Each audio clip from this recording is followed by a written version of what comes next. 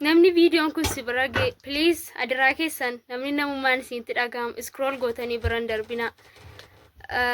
Haga dandeessan immoo copy linkii repost godhaa. Maqaan ishee Meetii Takilee jedhamti. Barattuu Remediaalii Amboo Yuunivarsiitii turte. Akkuma gibbiitii galteeni akka carraatee kaleen lamaan isaa feeltee irrattiin jedhan yeroo mana qorichaa deemtu innaa mana qorichaa Finfinnee deemtee yaalamaa turte. So kaleen lamaanii feeltee jira, hojii dhaabee jira jedhanii waan baay'ee nama gaddisiisudha. Meetii Takilee jedhamti. Mucaa waggaa 19dha. Hiriyaa koodha. So ijoolleen baay'een beeku እና mana qorichaa Finfinneetti yaalamaa turte.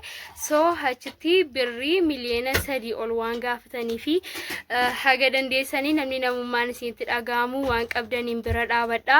Akkasumas immoo viidiyoon kun namoota baay'ee bira akka ga'utti copy linkii si'a 15 si'a 20 haga dandeessan godhaa. Hundi keessan immoo repost godhaa. Mucaa kana waaqa gaditti waan dandeenyuuni lubbuu ishee haa baraaru. Mucaa mala gaarii naamusa gaarii qabdudha. So birrii miliyoona 3 ol waan ittiin jedhanii fi maatii ishee humna isaaniin ol waan ta'eef gara manaatti fuudhanii galanii hamma har'a deemee hubadheen ture mana isaaniin ture baay'ee nama gaddisiisti. Dhugaa mucaa mala gaarii qabdu turte. Kanaan dura dhukkubbiin itti dhaga'amaan turre.